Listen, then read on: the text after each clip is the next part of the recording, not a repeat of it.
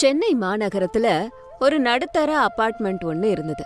அதுல சாரதா பிரசாத்னு ஒரு தம்பதி இருந்தாங்க. அவங்களோட ஒரே பையன் ரமேஷ். அவனுக்கு அனாமிகான்னு ஒரு மனைவி. அவங்க 2 பேருக்கும் ஒரு பையன் இருக்கான், ஹரிஷ். பொண்ணு நவ்யா. அனாமிகா கிராமத்துல இருந்து வந்த பொண்ணா இருந்தாலும் சிட்டி லைஃப் பழக்கப்பட்டாலும் அவளோட கைமணம், சமையல் இன்னும் அது மாறவே இல்ல. அனாமிகா கிச்சனுக்குள்ள போனாலே போதும், அந்த அபார்ட்மெண்ட் முழுக்க கமகமான மனம் வீச ஆரம்பிக்கும். அக்கம் பக்கத்துல உள்ளவங்க, அனாமிகா இன்னைக்கு நீ என்ன சமையல்மா செஞ்சன்னு கேட்காம இருக்க மாட்டாங்க. அப்பேற்பட்ட கைப்பக்குவம் அனாமிகாவோடது.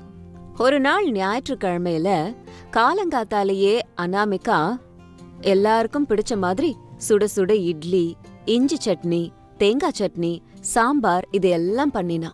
அம்மா பசிக்குதுமா, இன்னும் இட்லி ஆகலையா? ஆமாம்மா, வாசனைய பார்த்தா பசி இன்னும் அதிகமாகுது. எல்லாரும் டைனிங் டேபிளுக்கு ரெடியா வந்து உட்கார்ந்தாங்க. அனாமிகா சுட சுட சாம்பார், இட்லி எல்லாத்தையும் கொண்டு வந்து அடுக்கி வச்சா. சரி சரி, எல்லாரும் வரீங்களா? சூட சாப்பாடு வைக்கிறேன். அடடே அனாமிகா, இந்த சாம்பார் வாசனைக்கு போற உயிர் கூட திரும்ப வந்துரும். சிட்டில எவ்ளோ ஹோட்டல் இருந்தாலும் உன் கை மணத்துல உண்டான சாம்பார் அதுக்கு எதுவும் நிகராகாது. ஆமாண்டா, அனாமிகாவோட சமையல் ருசியே அற்புதமோ அற்புதம். இட்லி, இஞ்சி சட்னி, இந்த காம்பினேஷனை ட்ரை பண்ணி பாருங்க. ஆடியன்ஸ் கிட்ட பேசுறீங்களா? தினமும் சாப்பிடுறது தானே, இவ்ளோ புகழணுமா? நீங்க திருப்தியா சாப்பிட்டீங்கன்னா அதுவே போதும். அனாமிகா, ஒரு விஷயம் சொல்லட்டுமா? தினந்தோறும் நீ தானே எங்களுக்கு சமைச்சு தர. இன்னைக்கு சண்டே இல்லையா? கொஞ்சம் நீ ரெஸ்ட் எடுத்துக்கிட்டா என்னவா? மத்தியானம் வெளியில வாங்கிக்கலாமா? ஐயோ, வெளியே எதுக்குங்க? வீட்லயே நான் சிக்கன் பிரியாணி பண்றேன். வெளியில சாப்பிட்டா உடம்புக்கு ஆகாது, தேவையில்லாத செலவு வேற. பணத்தை பத்தி நீ யோசிக்காத அனாமிகா. இன்னைக்கு நாம இந்த சிட்டிலேயே ஃபேமஸான கிராண்ட் ராயல் ஹோட்டலுக்கு தான் போறோம். அங்க சாப்பாடு அல்டிமேட்டா இருக்குமா. என்னோட ஃப்ரெண்ட்ஸ் கூட நிறைய பேர் சொன்னாங்க. ப்ளீஸ் அனாமிகா, ஒரே ஒரு தடவை வேணான்னு சொல்லாத. Hi daddy, super grand hotel, பெரிய ஹோட்டலு, போலாமா ப்ளீஸ்? ஆமாம்மா, இன்னைக்கு நீங்க சமைக்க வேண்டாம், அங்க போய் என்ஜாய் பண்ணலாம். பசங்க அவ்வளோ கேக்குறாங்க இல்லையா, ஒத்துக்கோமா. எங்களுக்கும் அந்த பெரிய ஹோட்டல் எப்படி இருக்குன்னு பார்க்கணும். சரிங்க அத்தை, எல்லாரும் இவ்ளோ அடம் பிடிக்கும் போது என்ன பண்ண முடியும்? சரி போகலாம் அப்படின்னு மத்தியானத்துக்கு எல்லாரும் சேர்ந்து அந்த கிராண்ட் ராயல் ஹோட்டலுக்கு வந்தாங்க. அங்க இருக்கிற சூழல் அனாமிகாக்கு கொஞ்சம் அன்கம்ஃபர்டபுளா இருந்துச்சு. என்னங்க, என்ன இங்க லைட்ஸ் இவ்ளோ டிம்மா இருக்கு? நம்ம என்ன சாப்பிடுறோம்னு பார்த்து சாப்பிடணும்ல. அனாமிகா, பெரிய ஹோட்டல்ஸ்ல எல்லாம் இப்படிதான். இதுதான் அவங்களுக்கு ரிச் லுக்கு கொடுக்கும். அதெல்லாம் கண்டுக்காத, வா உள்ள போலாம் அப்படின்னு சொல்லிட்டு ஒரு பெரிய ரவுண்ட் டேபிள்ல எல்லாரும் வந்து உட்கார்ந்தாங்க. வெயிட்டர் வந்து மெனு கார்டை கொடுத்தான். அனாமிகா அவங்களோட மெனுவை பார்த்து ஆடி போயிட்டான். ஐயோ எம்மாடி அத்தை, இத பாத்தீங்களா? ஒரு பிளேட் சாதம் 300 ரூபாவாம், சப்பாத்தி 100 ரூபாவாம். என்ன அத்தை பகல் கொள்ள? இந்த பணத்தை வச்சு நம்ம வீட்டுக்கு ஒரு வாரம் காய்கறி வாங்கலாம் தெரியுமா? ஆமாமா, விலைய பார்த்தா நெஞ்செல்லாம் பதறுது. பச்சை தண்ணி குடிச்சிட்டு கிளம்புவோமா? இங்க வந்ததுக்கு அப்புறம் நம்ம அப்படி பண்றது நல்லா இருக்காது சாரதா. புள்ள இஷ்டப்பட்டு கூட்டிட்டு வந்திருக்கான் இல்லையா, ஏதாவது ஒண்ணு ஆர்டர் பண்ணுங்க. அனாமிகா, தயவு செஞ்சு விலையெல்லாம் பார்க்காதீங்க, டேஸ்ட பாருங்க. இங்க எல்லாமே ரொம்ப நல்லா இருக்கும். உனக்கு என்ன வேணும்னு சொல்லு. எனக்கு என்ன தெரியுங்க இந்த பேரெல்லாம்? அதான் பசங்களுக்கு எப்போதுமே பிடிக்கிற மாதிரி பன்னீர் பட்டர் மசாலா, சிக்கன் பிரியாணி அதையே சொல்லுங்க. பசங்களுக்கும் அது ரொம்ப பிடிக்கும்ல. சரி சரி, வெயிட்டர் 4 பட்டர் நான், 2 பன்னீர் பட்டர் மசாலா, 3 சிக்கன் தம் பிரியாணி, ஸ்டார்டர்ஸ்ல சிக்கன் 65 கொண்டு வாப்பா. அந்த இடத்துக்கு வந்த வெயிட்டர் ரமேஷ் கிட்ட, ஓகே சார், 20 மினிட்ஸ் ஆகும் சார் அப்படின்னு சொல்லிட்டு சுமாரா ஒரு 40 நிமிஷம் கழிச்சு சாப்பாடு கொண்டு வந்தான். அத சாப்பிட்ட உடனேயே அனாமிகாவோட முகமே மாறி போயிடுச்சு. அனாமிகா முகத்திலே தெரியுது அவளுக்கு சாப்பாடு பிடிக்கலன்னு. அச்சச்சே, என்னங்க இது? என்னாச்சு அனாமிகா, காரமா இருக்கா? காரமா இருந்தா சந்தோஷப்பட்டிருப்பேன், இது வேற. இது பன்னீர் மாதிரியே இல்ல, ஏதோ ரப்பர் மாதிரி இருக்கு. எவ்ளோ கடிச்சாலும் மசிய மாட்டேங்குது. காய்கறி கூட வேகவே இல்லங்க, காரமும் இல்ல, உப்பும் இல்ல, கலர் தண்ணில தக்காளிய கரைச்ச மாதிரி இருக்கு, தித்திப்பா வேற இருக்கு. அடச்சி, இது என்ன பிரியாணியா? அரிசிய கழுவவே இல்ல, கறியும் வெந்த மாதிரி இல்ல, மசாலா வாசனையே வரலையே. இவ்ளோ பணத்தை கொடுத்து இப்படி சாப்பாடு கொடுத்துருக்காங்களேடா. நம்ம அனாமிகாவோட கோங்குரா சிக்கனுக்கு முன்னாடி இதெல்லாம் நிக்க முடியுமா? இது வேலைக்காகாதுடா. தேவையில்லாம பணத்தை வீணடிச்சிட்டு இருக்கோம். அப்பா, சிக்கன் 65 கூட செல்லன்னு இருக்குப்பா. சாரிடா கண்ணா, இங்க நல்லா இருக்கும்னு ஃப்ரெண்ட்ஸ் எல்லாம் சொன்னதுனால தான் உங்களுக்கு சர்ப்ரைஸ் கொடுக்க எங்க கூட்டிக்கிட்டு வந்தேன். இதை நான் எதிர்பார்க்கவே இல்லை. இருங்க, மேனேஜரை கூப்பிடுறேன்.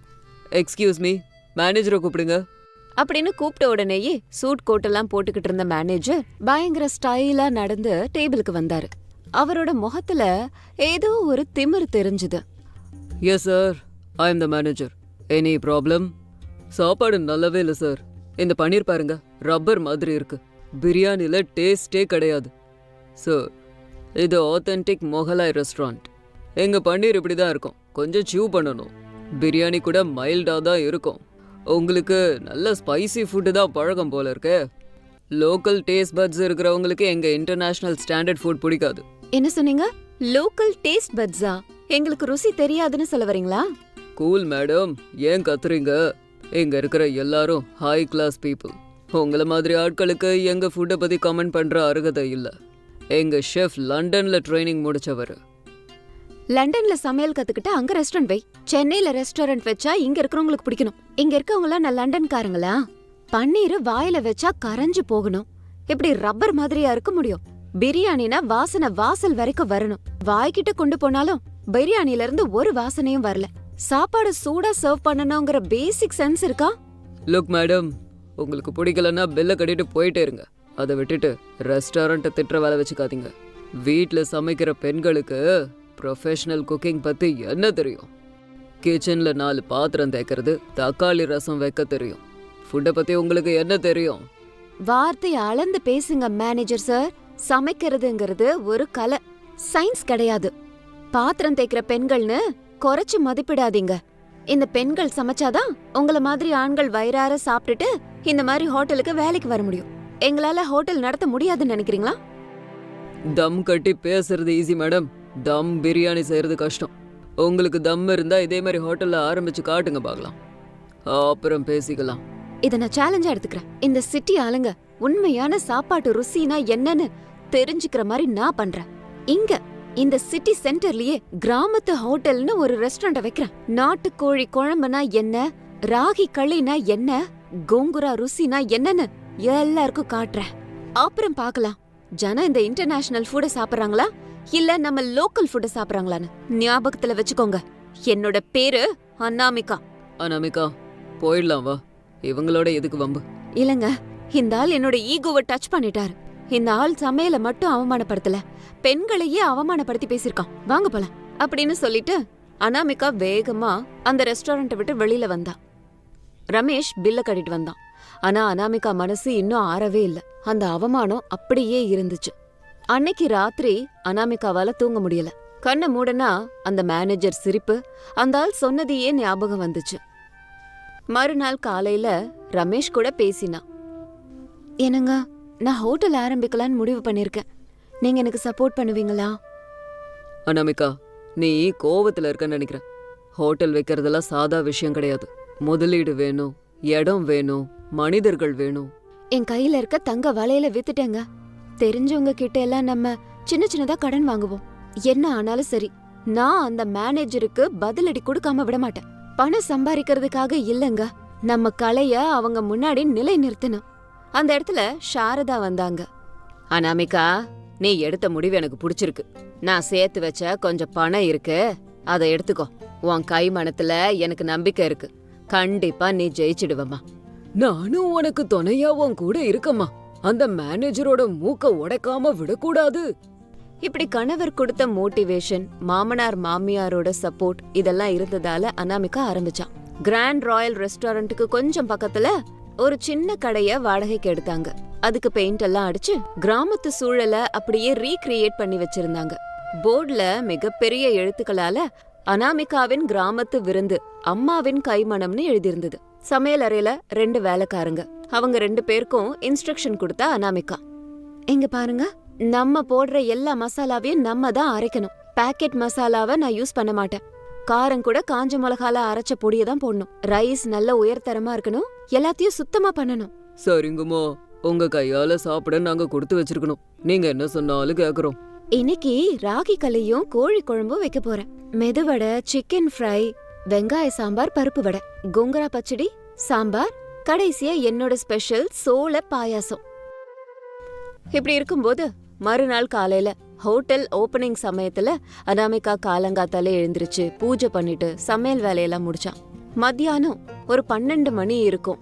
அந்த வீதியே கமகமன்னு மணமா இருந்துச்சு. ஆபீஸ்க்கு போறவங்க, அந்த பக்கமா போக வர இருக்கவங்க அந்த வாசனை தாங்க முடியாம நின்னுட்டாங்க.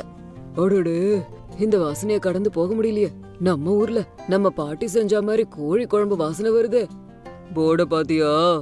அனாமிகா கிராமத்து விருந்தாம். புதுசா வச்சிருக்காங்கன்னு நினைக்கிறேன். வா, ஒரு தடவை போய் ட்ரை பண்ணலாம். நம்ம பொண்டாட்டிங்க கையில சாப்பிட்டு சாப்பிட்டு நாக்கு செத்துருச்சு. முதல்ல ஒருத்தர், அதுக்கப்புறம் 2 பேரு, அப்புறம் நிறைய பேரு அனாமிகாவோட ரெஸ்டாரண்ட்டுக்கு ஒருத்தரா வந்தாங்க. அவளே எல்லாரையும் உட்கார வச்சு தன்னோட கையால பரிமாறினா. ஓஹோ, அற்புதம். இது புளிச்சக்கீரை பச்சடி தானங்க, சூப்பரா இருக்கு. சிட்டில இந்த மாதிரி சாப்பாடு எங்கேயும் இல்லையே. இவ்ளோ ருசியான சாப்பாடை நாங்க சாப்பிட்டதே இல்ல. இந்த ராகி களி கூடவே நாட்டுக்கோழி குழம்பு அமிர்தம் மாதிரி இருக்கு. உப்பு, புளி, காரம் எல்லாமே அப்படியே பர்ஃபெக்டா இருக்கு. மேடம், உங்க கால்ல கூட விழலாம் மேடம். ஐயோ, அதெல்லாம் வேணாங்க. இன்னும் வேணும்னா கேளுங்க, வயிறார சாப்பிடுங்க. அப்படி இருக்கும்போது வந்தவங்க சாப்பிட்டு சும்மா இல்ல, வெளிய போய் அவங்களோட ஃப்ரெண்ட்ஸுக்கெல்லாம் கால் பண்ணி இந்த விஷயத்த சொன்னாங்க. சாயந்தரத்துக்கெல்லாம் ஹோட்டல் முன்னாடி பெரிய கியூ நின்னுச்சு. பார்சலுக்காக மக்கள் குவிய ஆரம்பிச்சாங்க. இப்படி கொஞ்ச நாள்லயே அனாமிகாவோட கிராமத்து சமையல் சிட்டியோட டாக் ஆஃப் த டாபிக் ஆச்சு. பெரிய பெரிய ஆபீசர், சாஃப்ட்வேர் என்ஜினியர்ஸ்ல இருந்து வீட்டு வேலை செய்யற சாதா பெண்மணிகள் வரைக்கும் அங்க வந்தாங்க. இன்னொரு பக்கம் கிராண்ட் ராயல் ரெஸ்டாரண்ட் ஆடிக்கிட்டு இருந்துச்சு. கஸ்டமர்ஸ் குறைஞ்சு போயிட்டாங்க. மேனேஜருக்கு என்ன நடக்குதுன்னு ஒண்ணுமே புரியல. என்ன மேன் இது? கொஞ்ச நாளா கஸ்டமர்ஸையே காணுமே. எல்லாரும் எங்க போனாங்க? சார், வர்ற வழியில ரொம்ப பக்கத்துல தான் கிராமத்து விருந்துன்னு ஒரு கடையை பார்த்தேன். அங்க சாப்பாடு ரொம்ப நல்லா இருக்குன்னு எல்லாரும் அங்க போயிட்டாங்க. நம்ம ரெகுலர் கஸ்டமர்லாம் கூட அங்கதான் சார் இருக்காங்க. கிராமத்து விருந்தா? அன்னைக்கு சேலஞ்ச் பண்ணிட்டு போனாலே அந்த பொண்ணோடதா? இம்பாசிபிள். ஒரு சின்ன மெஸ் நம்ம லக்ஸரி ரெஸ்டாரண்ட்டை படுக்க வைக்கிறதா? நெவர். இதை நான் ஒத்துக்கவே மாட்டேன் அப்படின்னு அந்த மேனேஜர் மாறு வேஷத்துல அனாமிகா ஹோட்டலுக்கு வந்தாரு. அங்க நின்னுட்டு இருந்த கியூவை பார்த்து ஷாக் ஆனாரு. எங்கேயுமே இடம் இல்ல. எல்லாரும் சந்தோஷமா சாப்பிட்டுட்டு இருந்தாங்க. அப்போ மேனேஜர் ஒரு இடத்துல உட்காந்துக்கிட்டு ஒரு ஃபுல் மீல்ஸா ஆர்டர் பண்ணாரு. வாழை இலைய போட்டு எல்லா வித சாப்பாடையும் வச்சாங்க. குழம்பு 16 வகையும் வச்சிட்டு இருந்தாங்க. அனாமிகாக்கு வந்தது யாருன்னு தெரிஞ்சாலும் தெரியாத மாதிரியே இருந்தா. சுட சுட சாப்பாடுல நெய்ய போட்டு பருப்பை போட்டு சாப்பிடுங்க அப்படின்னு அனாமிகா சொன்னதும் மேனேஜர் அப்படியே சாப்பிட்டாரு. அந்த ருசி அவரோட ஞாபகத்தை தூண்டி விட்டுருச்சு. அவரை அறியாமலே அவரோட கண்கள்ல இருந்து கண்ணீர் வந்தது. அது வெறும் ருசி கிடையாது, அது ஒரு ஞாபகம். சின்ன வயசுல அவரோட பாட்டி அவருக்கு ஊட்டி விட்ட ஞாபகம் வந்தது. அந்த ருசியில இருந்த அன்பு, பண்பு அவரோட அகங்காரத்தை அப்படியே ஒடுக்கிடுச்சு. அவரு சாப்பிட்டுக்கிட்டே இருந்தாரு. ஒவ்வொரு டிஷ்ஷ சாப்பிடும் போதும் அவர் கண்கள்ல கண்ணீர் நிக்கவே இல்ல. அதுக்கப்புறம் சாப்பிடுறத முடிச்சாரு. அப்புறம் மேனேஜர் தன்னோட மாறு வேஷத்தை கலைச்சிட்டு அனாமிகா கிட்ட கண்ணீரோடவே வந்தாரு. என்னப்பா தம்பி, அழுதுகிட்டே வர? காரம் அதிகமாயிடுச்சா? காரெல்லாம் இல்லக்கா, என் அகங்காரம் போயிருச்சுங்கிற கண்ணீர். அட, இவரு அந்த கிராண்ட் ஹோட்டலோட மேனேஜர்? ஆமா ஆமா சார், உங்களை நான் அன்னைக்கு அவமானப்படுத்தி அனுப்பிச்சிட்டேன். என்ன மன்னிச்சிருங்க அனாமிகா மேடம். சமையல்னா வெறும் இன்கிரீடியன்ஸை கலக்கிறது தான் நினைச்சேன். அதுல அன்பையும் கலக்கணும்னு இன்னைக்கு தான் தெரிஞ்சுக்கிட்டேன். உங்க கைமணத்துக்கு முன்னாடி எங்க இன்டர்நேஷனல் டேஸ்ட் நிக்க முடியாதுதான். நான் அதை ஒத்துக்கிறேன். நான் தோத்துட்டேன் மேடம். இதுல ஜெயிக்கிறது தோக்கிறது எதுவுமே கிடையாதுங்க. ருசிங்கிறது நாலேஜுக்கு சம்பந்தப்பட்டது இல்ல, மனசுக்கு சம்பந்தப்பட்டது. எங்க கிராமத்து சமயத்துல விருந்தோம்பல் உங்களுக்கு புரியும்னு நினைக்கிறேன். கண்டிப்பா புரியுது மேடம்.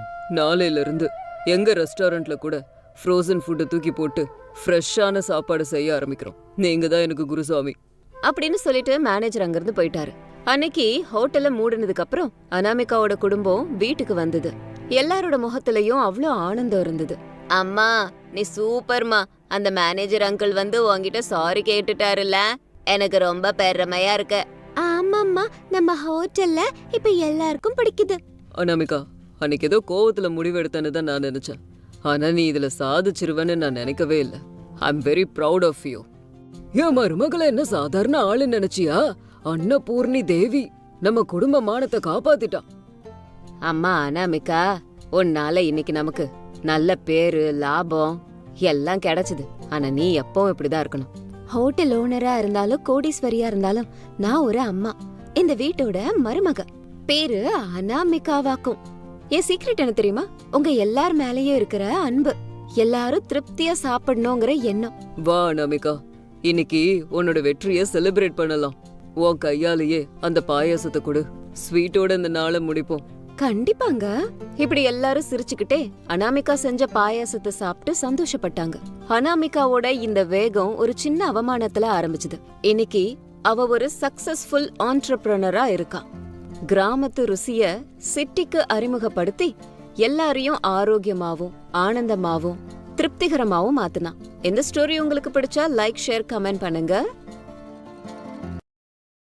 ஜனவரி 26ஆம் தேதி காலையில 6 மணிக்கு பிரசாத் வீட்ல அனாமிகா குடியரசு தினம்ங்கிறது வெறும் அரசு விடுமுறை மட்டும் இல்ல, அது நம்ம சுதந்திரத்தோட பிரதிபலிப்பு. பிரசாத் தன்னோட பழைய ரேடியோவை டியூன் பண்ணாரு.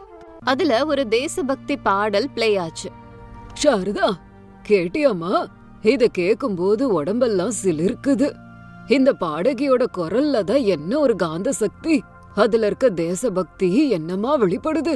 இன்னைக்கு நம்ம நாட்டுக்கே ரொம்ப சிறந்த நாள் இல்ல? ஆமாங்க, இன்னைக்கு நீங்க அடம் புடிச்சு கொடியை ஏத்தணும்னு சொல்லிக்கிட்டு இருந்தீங்களே, அனாமிகாவை பாத்தீங்களா? காலையில 4 மணிக்கே எழுந்திரிச்சிட்டான். வாசல பண்டிகை கால வாசல் மாதிரி ஆக்கிட்டான். ஆனா உங்க சின்ன மருமகளுக்கு பண்டிகைனாலே ஷாப்பிங்கு, துணிமணி, நகை நட்டு தான். சின்ன வயசுல குடியரசு தினம்னா ஒரு நல்ல காரியமா நாங்கெல்லாம் பாப்போம். நம்ம புள்ளைங்களுக்கு இதனோட மதிப்பு தெரியறதில்ல. ஏன்னா அந்த சுதந்திரத்துக்காக போராடின நம்ம சுதந்திர போராட்ட வீரர்களுடைய கஷ்டங்கள் தெரியலையே. அப்பா, கொடியெல்லாம் ரெடியா இருக்கு, பூ கூட ரெடியா இருக்கு. அனாமிகா, போய் அஞ்சலியையும் அவனியையும் எழுப்புமா. அத்தை கூப்பிடுறாங்கன்னு அவனியையும் அஞ்சலியையும் அனாமிகா எழுப்புனா. அவங்க முகத்தை கூட கழுவாம வெளியே வந்தாங்க. அடடடடா, என்ன அத்தை, இந்த குளிர்ல மழை வர பெய்யுது, காலங்காத்தால எழுப்புறீங்க. லீவ் நாள்ல கொஞ்சமாவது எங்களை தூங்க விடுறீங்களா? ஆமா அத்த, அருண் நல்லா கொரட்டை விட்டு தூங்கிட்டு இருக்காரு. ரிபப்ளிக் டேனா கவர்மெண்ட் குடுக்கற லீவ் இல்ல. இந்த லீவு நாள்ல கூட 5 மணிக்கே எழுப்புறீங்களே, அது எங்க ஃபண்டமெண்டல் ரைட்ஸ கெடுக்கிற மாதிரி இல்ல? ஃபண்டமெண்டல் ரைட்ஸ பத்தி பேசுற தகுதி நமக்கு எப்ப வரும்னு தெரியுமாமா? நம்ம தேசத்துக்கு ராஜாங்கம் ஏற்பட்ட இன்னைக்குதான். நீங்க இவ்வளவு சுதந்திரமா பேசுறதுக்கு இந்த நாட்டை சேர்ந்த, இந்த மண்ணை சேர்ந்த எத்தனையோ போராட்ட தியாகிகள் கஷ்டப்பட்டு இருக்கிறாங்க. அந்த நாளை மறந்து போய் இப்படி பேசுறது சரியா? உங்க மாமா சொல்றது முற்றிலும் சரி. அனாமிகாவை பாத்தீங்களா, பொறுப்பா இருக்கா பாருங்க. அக்கா எப்பவுமே அப்படிதானே அத்த. நாங்கெல்லாம் இருக்கிறது 2026, ஆனா அக்கா இருக்கிறது 1950s. எங்களுக்கு இன்னைக்கு நிறைய வேலை இருக்கு அத்த. ஆன்லைன்ல கிரேட் ரிபப்ளிக் டே சேல் நடக்க போகுது. நாங்க முதல்ல போய் ஆர்டர் பண்ணணும். டிஸ்கவுண்ட் முடிஞ்சிரும் அத்த. ஆமா அக்கா, எல்லாரும் அழுறதுக்கு ரெடியா இருப்பாங்க. அவனி, அஞ்சலி, இந்த சந்தோஷம்லாம் வெறும் தற்காலிகம்தான். இன்னைக்கு நம்ம வீட்டு முன்னாடி நம்ம கொடியை ஏத்த போறோம்.